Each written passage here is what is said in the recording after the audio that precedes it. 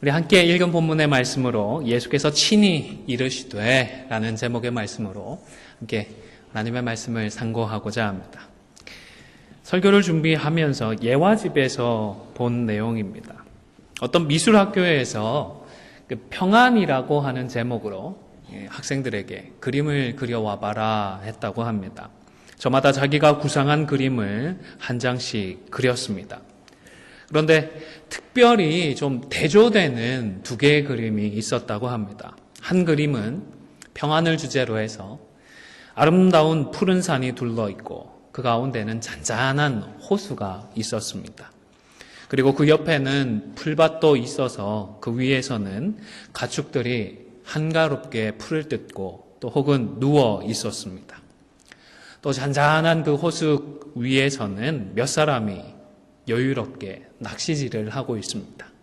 산은 참 조용하고 물은 잔잔하고 누가 봐도 참 평화롭다라고 느껴지는 그림이었다고 합니다.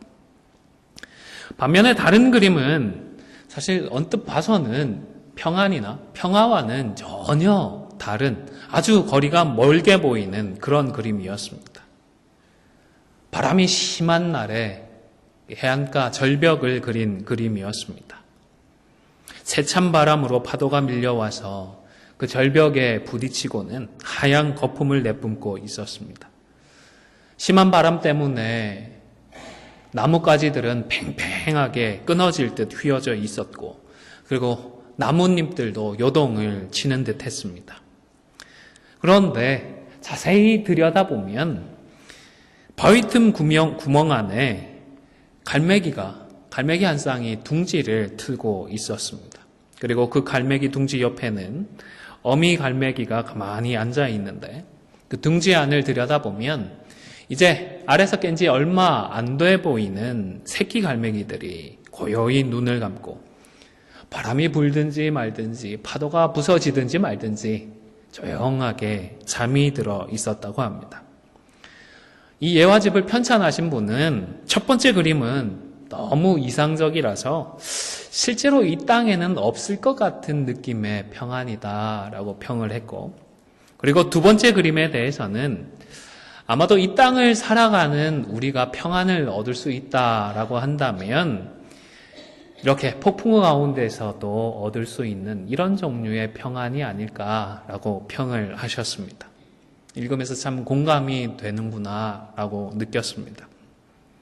우리도 하나님의 평강이 참으로 절실하게 필요합니다. 그렇기 때문에 잊지 말고 날마다 하나님께 평강을 구해야 합니다. 오늘 본문에서 부활하신 예수님이 제자들에게 나타나셨습니다. 나타나셔서 무슨 말씀을 하셨죠? 제일 먼저 평강이 있을지어다. 평강을 기원해 주셨습니다. 여러분 만약에 여러분이 죽었다가 3일 만에 살아났다. 그래서 가족들에게 짜잔하고 나타났는데 제일 처음에 무슨 말씀부터 하실까요? 우리 중에 과연 몇 분이나 평안이 있을지어다 이렇게 인사부터 하실까요? 왜 예수님은 많은 말들 중에서 이 평강이라는 이 단어부터 말씀하시며 제자들에게 이 평강을 기원하셨던 것일까요? 이 단어는 은혜라고 하는 단어와 함께 신약 성경에서 자주 나타납니다. 특별히 바울 서신에 보면 바울이 은혜와 평강을 자주 쌍으로 엮어서 기원하고 있는 것을 볼 수가 있습니다. 사실 은혜와 평강이라는 이 단어는 그 당시에 인사말로서 자주 사용이 되었습니다. 우리 한국 분들은 처음 만나면 어떻게 인사를 하죠? 안녕하세요. 잘 지내셨습니까? 이렇게 인사를 하는 것 같습니다. 그런데 한 20년, 30년 전의 기억을 거슬러 보시면 아침에 어떻게 문화 인사를 하셨죠? 진지 늦으셨습니까? 식사하셨습니까? 그렇게 인사했던 기억이 있습니다. 그 당시에 한국이 얼마나 어려웠는지, 먹고 살기가 얼마나 힘들었는지를 단적으로 드러내는 인사말인 것 같기도 합니다. 그런데 1세기경의 헬라인들, 다시 말해서 그리스 사람들은 은혜라는 단어를 가지고 인사를 건네었다고 합니다. 그리고 유대인들은 그 이전부터 이 평강이라고 하는 단어로 인사를 했습니다. 그래서 성경에 나타나는 이 두 단어도 상투적인 인사말 정도로만 이해하시는 분들이 사실은 있습니다. 한글 번역 성경 중에 현대인의 성경이라고 하는 번역본도 있는데요. 이 성경에서는 36절의 말씀을 너희에게 평강이 있을지어다 라고 우리 개역 개정에서는 번역되어 있는 이 구절을 다들 잘 있었느냐 이렇게 번역을 했습니다. 명백히 인사말이었다라고 하는 이 맥락을 염두에 두고서 번역을 한 것 같습니다. 개인적으로는 그래도 조금 다소 무리한 면이 있지 않나 생각을 합니다. 왜냐하면 부활하신 예수님께서 처음 제자를 만나시면서 그냥 상투적으로 별다른 의미 없이 잘 있었냐, 안녕하냐, 밥 먹었냐 이렇게 인사하셨을 것 같지는 않기 때문입니다. 그저 상투적인 인사말로 평강을 사용했다기에는 우리 복음서의 기자들이 이 평안이 있기를 원한다라고 말씀하신 이 말씀을 너무 많이 기록을 해 두었기 때문입니다. 많이 기록한 만큼 중요한 의미가 있다 싶습니다. 그리고 바울의 경우에는 이것이 상투적인 인사말이라면 아마도 수신자에 따라서 편지를 받는 분들에 따라서 은혜와 평강을 구분해서 사용했을 것 같습니다. 이방인들이 많은 헬라인이나 로마인들이 많은 교회 성도들에게는 주로 은혜라고 하는 단어로 인사를 했을 것이고 유대인의 비중이 높은 교회 성도들에게는 평강이라고 하는 단어를 선택했을 것 같습니다. 굳이 이 두 단어로 항상 은혜와 평강을 한 세트인 것처럼 모아서 이 편지들의 서두에서 은혜와 평강이 있기를 기원합니다라고 인사를 건네었던 것에는 우리 교회와 성도들에게 그만큼 은혜와 평강이 절실히 필요하다라는 이야기인 것 같습니다. 복음서에서도 그렇고 서신서에서도 그렇고 이렇게 많이 거론을 할 만큼 하나님의 은혜와 평강은 우리에게 절실한 것입니다. 그리고 은혜와 평강이 절실한 만큼 우리의 현실, 교회의 현실이 녹록지 않은 것입니다. 여러분, 구원은 우리가 얻는 것인가요? 하나님의 선물이고 은혜인가요? 선물이고 은혜이죠. 우리는 우리의 구원이 하나님의 은혜라는 사실을 잘 알고 있습니다. 그러나 구원만이 하나님의 은혜인 것이 아니라 사실은 모든 것이 하나님의 은혜입니다. 우리는 이 땅에서 보다 나은 미래와 성공적인 그런 미래와 결과들을 꿈꾸면서 수고하고 노력을 합니다. 풍성한 가을의 소출을 기대하며 1년을 수고하는 농부처럼 우리도 비즈니스를 하고 직장에서 일을 하지만 하나님께서 좋은 결과와 열매들을 주시기를 기대하면서 수고를 하는 것입니다. 사실 직장 생활을 하면 매달 꼬박꼬박 월급이 나오고 또 나름대로 최선을 다해서 비즈니스를 하면 어느 정도 한 달 수입이 예상이 됩니다.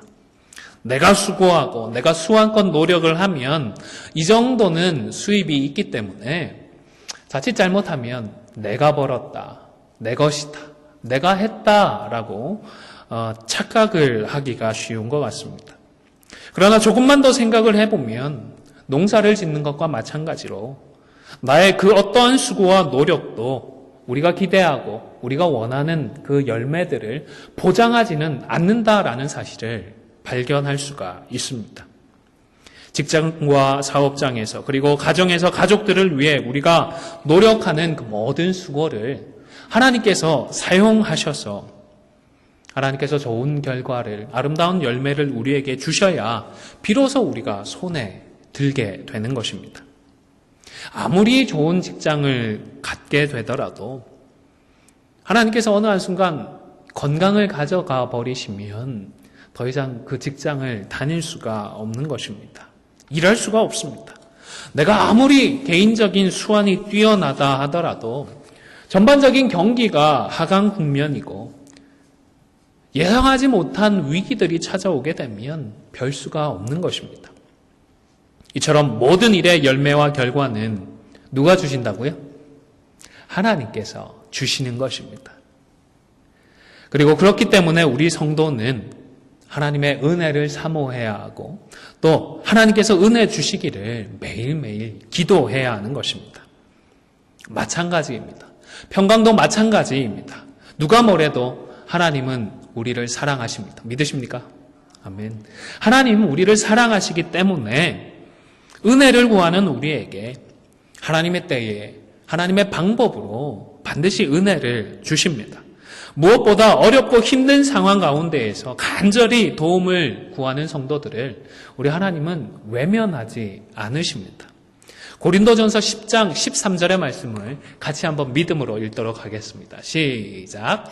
사람이 감당할 시험 밖에는 너희가 당한 것이 없나니 오직 하나님은 미쁘사 너희가 감당하지 못할 시험 당함을 허락지 아니하시고 시험 당할 즈음에 또한 피할 길을 내사 너희로 능히 감당하게 하시느니라. 아멘이죠? 아멘입니다. 정말 감사합니다. 이 말씀처럼 하나님은 우리에게 감당할 능력을 주시든지 그것도 안 되면 피할 길이라도 주십니다.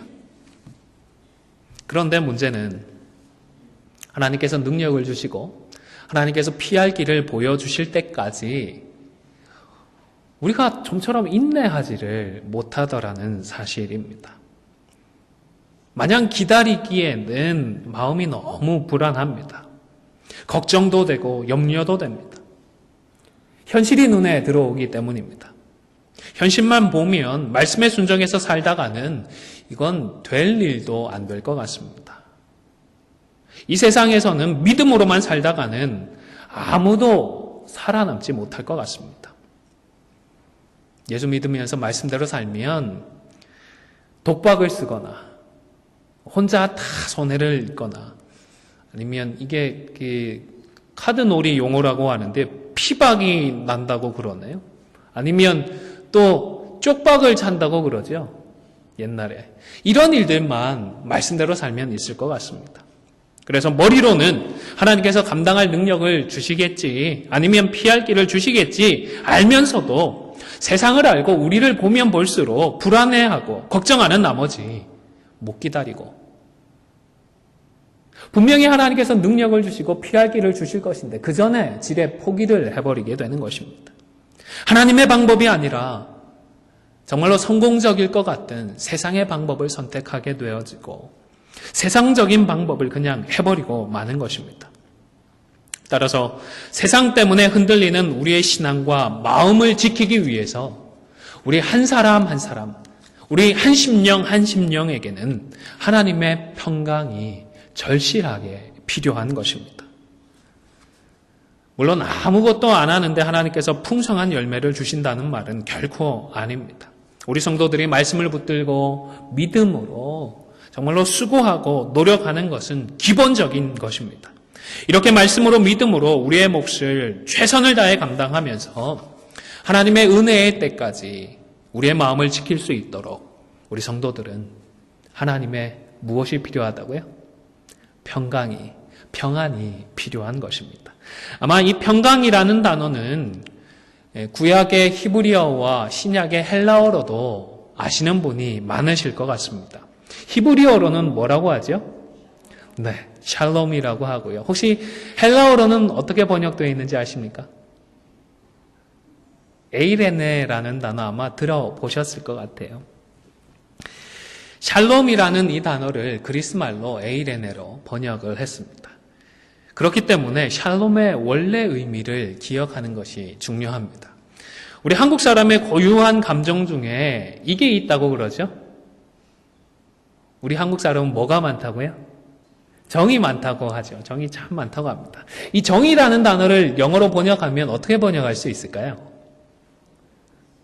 feeling이나 love나 이렇게 번역을 한다 하더라도 이 단어의 뜻을 보면 우리 사람들이, 한국 사람들이 갖고 있는 고유한 정의라는 단어를 번역하기에는 사실은 좀 무리가 있지 않습니까? 원래의 뜻을 다 포함하지는 못하는 것 같습니다.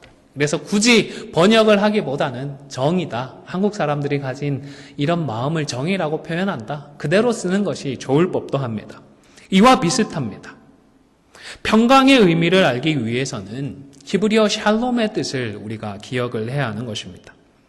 히브리어 샬롬은 단순히 추상적으로 평화나 마음의 평안을 의미하는 것이 아니라 완전함, 견실함, 행복, 이런 의미입니다.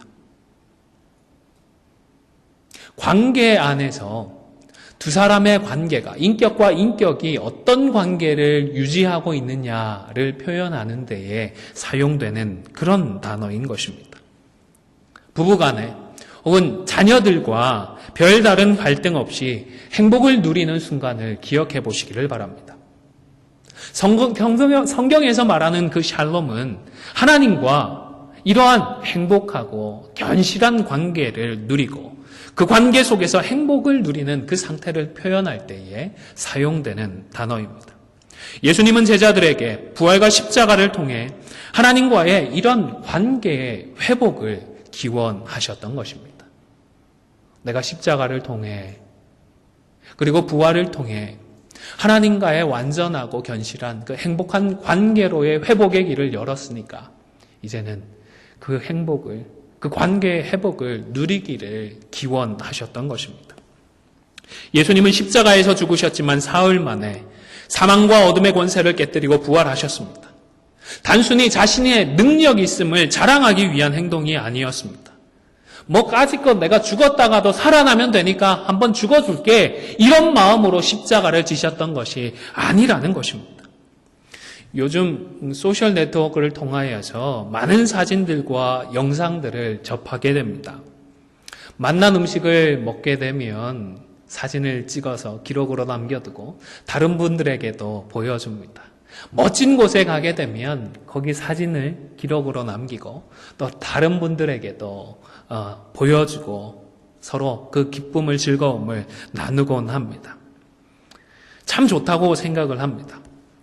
그런데 이런 소셜 네트워크를 통해서 이런 사진들, 영상들을 나누는 이면에는 다른 사람들에게 자랑하고 또 인정받고 싶어하는 우리들의 그런 욕심이 아니죠. 그런 본능이, 그런 마음이 있지 않나 생각을 합니다. 그리고 너무 과한 것은 분명히 문제다 싶습니다. 요즘은 자랑하려고 멋진 사진을 찍으려고 하다가 추락하는 경우들이 꽤 있다고 합니다. 작년에 요즘 젊은 사람들이 셀카를 찍는다고 그러잖아요. 핸드폰을 들고 이렇게 자기 자신을 스스로 촬영하는 것을 셀카라고 하는데, 그랜드 캐년이나 이런 멋진 곳에서 멋진 사진을 남기려고 하다가 23명인가 떨어져서 죽었답니다. 그랜드 캐년에서만 그랬다는 게 아니라 사진을 찍다가 추락해서 죽은 사람들의 숫자가 그렇게 많다고 합니다. 그래서 죽음을 부르는 셀카다라는 표현까지 등장을 했다고 합니다. 하지만 우리 예수님은 자신의 능력을 자랑하고 자신을 드러내기 위해서 그러기 위해서 죽으신 것이 아니라 철저하게 우리를 위한 죽음이었습니다. 죄로 말미암아 하나님과 샬롬을 누리지 못하는 우리를 회복시키기 위하여서 거룩한 희생을 하셨던 것입니다. 스스로도 정말이지 감당하기 싫었고 죽음의 고통을 겪기 싫었지만, 그러나 십자가를 통해서 많이 하나님과의 평강을 회복시켜 줄 수 있기 때문에 주님은 그 십자가의 길로 걸어가셨던 것입니다. 그러나 우리 주님께서 그 길을 열어주셨다고 해서 자동적으로 평강이 우리에게 주어지는 것은 아닙니다. 성령 충만도 우리가 구해야 하는 것처럼 그렇게 간절히 구하면서 이것이 얼마나 소중한 것인지를 잊지 않아야 하는 것처럼 평강도 우리가 하나님께 구해야 하나님께서 우리의 심령 가운데 허락해 주시는 것 같습니다. 그렇기 때문에 부활하신 예수님도 제자들을 만나서 처음으로 평강이 있을지어다 라고 말씀하셨던 것입니다. 우리도 하나님께 하나님의 평강을 간구해야 합니다. 십자가를 통해 하나님과의 관계의 회복의 길이 활짝 열리기는 했지만 기도해야 합니다. 기도해야 누릴 수가 있는 것입니다.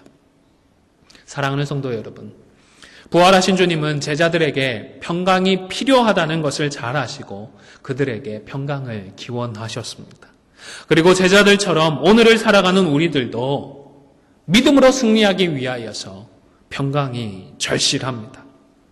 하나님의 때에 하나님께서 역사하실 때까지 우리가 먼저 포기해버리지 않도록 우리의 심령에도 하나님의 그 샬롬이 필요함을 잊지 않고 기도로 구하십시오. 날마다 간구함으로 날마다 새로운 평강을 누리며 살아가는 저와 여러분이 되실 수 있기를 주님의 이름으로 축원을 드립니다. 두 번째로 예수를 믿는 우리에게 언제나 의심과 같은 것이 찾아올 수가 있습니다. 그럴 때는 어떻게 해야 할까요? 자책하거나 애써 부정하지 마시고 부활의 증거를 찾으시면 됩니다. 구원받은 우리가 구원의 확신으로 가득 차서 그 복음의 능력으로만 살아가면 참 좋겠지만 그런데 구원의 확신이 흔들릴 때가 있습니다. 심지어는 구원의 확신이 없는 것 같이 느껴질 때도 있습니다. 다른 분들은 잘만 확신하면서 사는 것 같은데 나만 그렇지 못한 것 같아서 속이 상하고 걱정이 되기도 합니다. 왜 나는 믿고 확신 가운데 거하지 못하는지 의심하게 되는지 잘 모르겠습니다. 그런데 여기에는 성향이나 기질적인 부분도 영향이 있는 것 같습니다. 무엇인가를 할 때에 전적으로 신뢰하고 확신을 하면서 하시는 분들이 있기 때문입니다. 조금 과장이 있습니다. 어떤 분들은 51%에만 그 확신만 있어도 마치 100% 확신을 가진 것처럼 살아가시는 분들이 있습니다. 그러나 99%의 확신이 있더라도 100%의 확신이 아니라서 마치 내가 확신이 없는 것처럼 생각하시는 분들도 있더라는 것입니다. 그러니까 믿음의 문제 때문이 아니라 기질적인 역량 때문에 확신하지 못하는 것처럼 느끼고 사는 경우도 있더라 하는 것입니다. 중요한 것은 내가 어떻게 느끼느냐가 아닙니다. 무엇에 근거해서 확신을 갖느냐 하는 것입니다. 구원의 확신은 우리의 내적인 상태나 우리의 삶에 나타나는 열매들이 결정적인 근거일 수는 없습니다. 우리의 구원에 대한 확실한 근거는 예수 그리스도의 십자가입니다. 예수 그리스도의 그 십자가에 근거해서 우리는 구원의 확신 가운데 나아갈 수 있는 것입니다. 주관적인 느낌이 아니라 객관적인 사건에 근거하는 것입니다. 여러분, 미국 시민권을 획득하면 미국 시민인가요? 아닌가요? 내가 미국 시민이 맞나? 이런 생각이 들더라도 미국 시민입니다. 외모를 보면 분명히 한국 사람입니다. 주로 쓰는 언어도 한국말이고 잘 먹는 음식은 한식이고요. 하다못해 미국과 한국 간에 스포츠 경기가 있으면 어느 쪽을 주로 응원을 하게 되죠? 대한민국 외치면서 한국을 응원하게 되지만 그러나 우리는 시민권이 있으면 미국 시민인 것입니다. 누가 뭐래도 내가 어떻게 느끼든지 합법적으로 시민권을 취득했고 미국 정부가 승인을 했으면 미국 시민인 것입니다. 사랑하는 성도 여러분, 예수님께서 십자가를 통하여서 우리의 과거와 현재와 미래의 모든 죄를 해결해 주셨고 하나님께서 예수님을 믿는 우리를 하나님의 자녀로 인정을 해 주셨습니다. 우리가 구원의 확신을 가지고 살아갈 수 있는 이유를 우리의 속에서 나에게서 찾으려고 하지 마십시오. 하나님께서 해 주셨기 때문에 누가 뭐래도 저와 여러분은 하나님의 자녀인 줄로 확신할 수 있기를 주님의 이름으로 축원을 드립니다. 그런데 그래도 의심하는 마음이 찾아오더라는 것입니다. 이런 경우에도 꼭 믿음의 문제가 있거나 신앙에 이상이 있어서 그렇다라고 속단하지는 마시기를 바랍니다. 왜냐하면 믿음이라고 하는 것은 이전과는 완전히 다른 차원의 일이고 전혀 다른 수준의 일이기 때문에 우리가 이해하기 어렵고 납득하기 어려워서 의심이 되기도 하고 두려움이 생기기도 하기 때문입니다. 37절의 말씀을 보시면 부활하신 주님을 만난 제자들이 어떻게 했다 기록이 되어지죠. 그들이 놀라고 무서워하여 했습니다. 그리고 그들의 내면 상태에 대해서 예수님은 어찌하여 두려워하며 어찌하여 마음에 의심이 일어나느냐라고 말씀을 하셨습니다. 부활하신 예수님을 제자들은 생생하게 눈앞에 보면서도 예수님을 어떻게 생각했죠? 뭐라고 생각을 했죠? 예수님이 아니라 영이다라고 생각을 했습니다. 번역을 영이라고 했는데요. 그냥 한국적인 표현으로는 아마 귀신이다, 유령이다 이렇게 번역을 하면 우리가 아는 이에 제일 가깝게 번역이 되지 않을까 싶습니다. 이처럼 부활하신 예수님을 직접 만나고 눈앞에 부활하신 주님을 보고 있으면서도 제자들은 두려워했습니다. 그 마음에 의심이 찾아왔던 것입니다. 왜 그렇겠습니까? 제자들의 문제가 아니라 이 믿음이라고 하는 것이, 주님의 부활 사건이 지금까지 우리가 알고 있는 것과는 완전히 다른 차원의 일이기 때문입니다. 제자들이 가진 그 지식과 경험을 총동원하더라도 이게 제대로 납득할 수 있는, 이해할 수 있는 그런 차원의 일이 아니었던 것입니다. 우리에게도 믿음이 허락되었습니다. 이 땅에서 믿음으로 살아가는 이 일도 사실은 완전히 새로운 차원의 일입니다. 그렇기 때문에 때때로 두려움이 찾아오고 의심이 찾아올 수가 있는 것입니다. 물론 이런 것을 자연스럽다라고까지 말하기에는 무리가 있지만 두려움이나 의심이 생기는 것 그 자체로 큰 문제가 있다라고 여기지는 마시기 바랍니다. 믿는 사람이라면 누구에게나 찾아올 수 있는 일입니다. 이런 정도로 생각하시면 되겠습니다. 그런데 두려워하고 의심하는 제자들에게 예수님이 어떻게 하셨죠? 부활하신 그 증거를 직접 보여주셨습니다. 39절에서는 나를 어떻게 하라고요? 만져보라고 하셨습니다. 만져보고 귀신이나 유령이 아니라 살과 뼈가 그대로 있는 부활한 몸임을, 부활한 예수님을 확인시켜 주셨던 것입니다. 사실 그래도 41절에 보면 제자들은 기뻐하면서도 어떻게 했다고요? 너무 기뻐서 아직도 믿을 수가 없었다라고까지 기록을 합니다.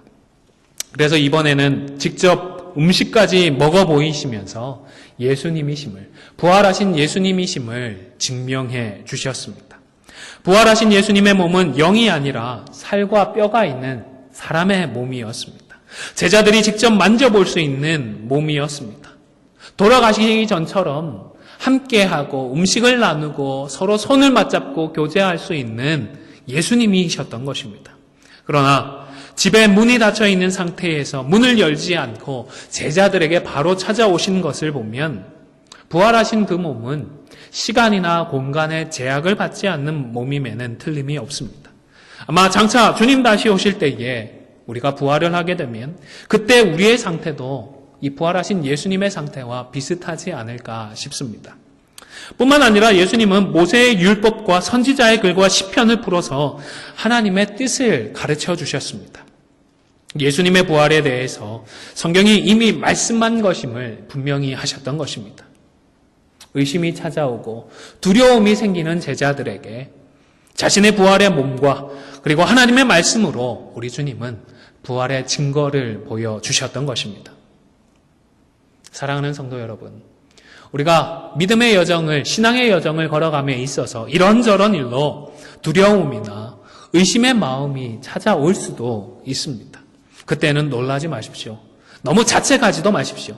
대신에 부활의 증거를 찾아 나아가는 저와 여러분이 되시기를 주님의 이름으로 축원을 드립니다. 물론 예수님 승천하셨습니다. 승천하신 뒤로는 더 이상 부활하신 몸으로 성도들을 찾아오시지는 않습니다. 그렇기 때문에 부활하신 주님을 제자들처럼 만져볼 수도 없고 또 예수님을 초청해서 예수님에게 식사를 대접할 수도 없습니다. 대신에 하나님은 우리에게 못지않게 귀한 것을 선물해 주신 것 같습니다. 우리에게는 신약 성경이 있습니다. 예수님의 제자들은 부활에 대한 구약의 기록만을 확인을 했지만 하나님은 우리에게 구약에다가 신약 성경까지 더해 주셨던 것입니다. 두려움과 의심의 마음이 생길 때에는 부활의 증거를 찾아서 어디로 가면 될까요? 신구약 성경으로 달려나가면 되는 것입니다. 말씀에 게시된 부활에 대한 증언과 기록들을 통하여서 부활을 다시 확인할 수 있기를 바랍니다. 여러분, 성경책을 가지고 다니면 그 자체로 복이 되거나 안 좋은 일을 막아주는 성경은 부적이 아닙니다.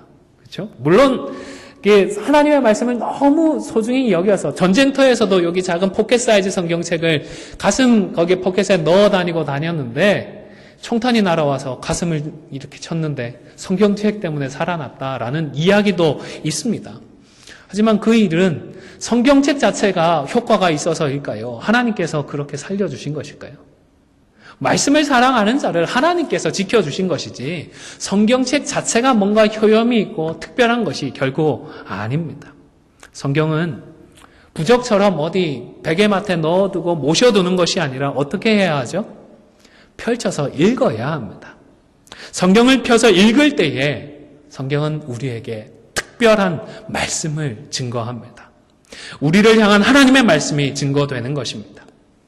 그런데 펴서 성경을 읽을 때에는 마치 이 성경책이 학술 논문이나 어려운 영어로 가득 찬 법전처럼 여기고 해독하려고 독해하려고 성경을 펴지는 마시기를 바랍니다. 언어적인 차이도 있고 문화적인 차이가 있기 때문에 바로 이해하기에는 어려운 부분이 있지만 기본적으로는 한번 따라해 보실까요? 연애편지. 많이 써보셨죠? 소시적에.